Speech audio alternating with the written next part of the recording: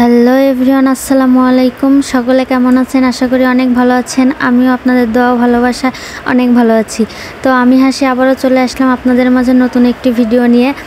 এর আগে তো দেখাইছিলাম আমি বাসায় কেক বানাইছিলাম, তো আজকে দেখাবো আমার ভাবির হাতের কেক বানানো। আরেকদিন আমি একটা ডিম দিয়ে কেক বানিয়েছিলাম, আর আমার ভাবি আজকে আরও স্বাদ করে বানানোর জন্য, আরও ভালোভাবে যাতে হয়, আরও সুন্দর যাতে খেতে হয়, এই জন্য 3টা ডিম দিয়ে কেক বানাবে আর 1 কাপ পরিমাণ ময়দা দিবে। তাহলে ভাবেন অবশ্যই কেকটা অনেক সুন্দর হবে খেতে।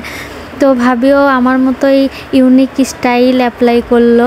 ব্লেন্ডারে প্রথমে 3টা ডিম ভেঙে দিল, তারপরে বেকিং পাউডার, বেকিং সোডা এবং হচ্ছে যে গুঁড়া দুধ, চিনি, এক কথায় যা যা দরকার সব কিছু দিয়ে দিল। আমি আরেকদিন কেক বানাতে লেগে তেলটা মিস্টেক করে ফেলছিলাম, এই জন্য কেকটা অতটা সফট হয়েছিল না, খেতে ভালোই হয়েছিল মোটামুটি। তো ভাবি আজকে তেলও দিয়ে দিছে, আমার এক কথা মনে ছিল না। কেকে তেল দিলে কেকটা অনেক সফট হয় আর সুন্দর হয়। তো আমাদের কাছে 1 কাপ পরিমাণ কাপ ছিল না, এজন্য আমরা হাফ কাপ পরিমাণ কাপ নিয়ে 2 কাপ পরিমাণ ময়দা দিয়ে দিলাম এবং এর সাথে একটু হচ্ছে যে পানি অ্যাড করলাম। আজকে আমরা হচ্ছে গুঁড়া দুধ অ্যাড করেছি, গরুর দুধটা অ্যাড করিনি। গুঁড়া দুধ দিলে কেকটা বেশি স্বাদ হয় খেতে, এজন্য আমরা হচ্ছে আজকে গুঁড়া দুধ অ্যাড করেছি। এক কথা গুঁড়া দুধ তো সবাই খাইছেন, দেখছেন যে অনেক স্বাদ, অনেক টেস্ট হয়, অন্যরকম সব কিছু অ্যাড করা থাকে এই জন্য। তারপরে ব্লেন্ডারে ভালোভাবে ব্লেন্ড করে সব কিছু নিয়ে নিলাম। তেল মাখিয়ে নিলে বাটিতে কেকটা লেগে যায় না, এই জন্য তেল মাখিয়ে নিতে হয়, তাহলে অনেক সুন্দরভাবে কেকটা উঠে আসে। এরপর বাটির ভিতরে এক টুকরো কাগজ দিতে হবে, কারণ তাহলে একদম দোকানের মতো পারফেক্ট একটা কেক হবে। তার ভিতরে বাটির ভিতরে এবার দিয়ে দিলাম কেকের বেটারটা ভালোভাবে দেওয়ার পরে হচ্ছে যে এরপর আমরা চুলায় বসিয়ে দিব। আসলে দোকানের কেক তো অন্যরকম হয়, খেতে ভালো লাগে, কিন্তু ওগুলো হচ্ছে অতটা স্বাস্থ্যকর না, কিন্তু বাড়িতে এভাবে বানিয়ে খেলে অনেক স্বাস্থ্যকর হয়। আর আমাদের রাহিমে তো বাহিরের জিনিস দেওয়া হয় না, বাড়িতেই এগুলো বানিয়ে বেশি দেওয়া হয়। এক কথা ওকে বাইরের বিস্কিট ছাড়া কোনো কিছুই দেওয়া হয় না।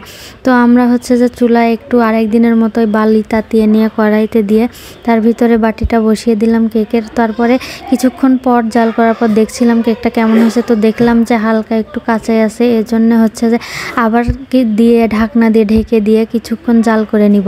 তারপরে দেখেন এই তো কেকটা একদম পারফেক্ট, একটা একদম নরম তুলতুলে অনেক সুন্দর হয়েছে। আজকের কেকটা এতটা পরিমাণ নরম হয়েছিল আর এত সুন্দর হয়েছিল, খেতেও অনেক ভালো হয়েছিল।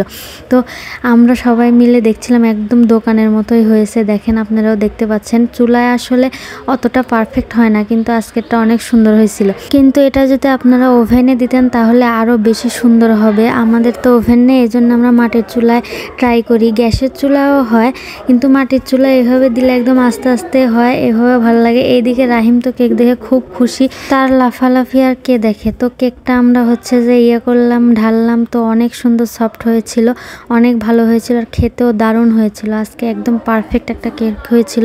এটাই ছিল আজকে আমার ছোট্ট একটি কেকের ভিডিও। সবাই ভালো লাগলে অবশ্যই লাইক কমেন্ট করবেন। আল্লাহ হাফেজ।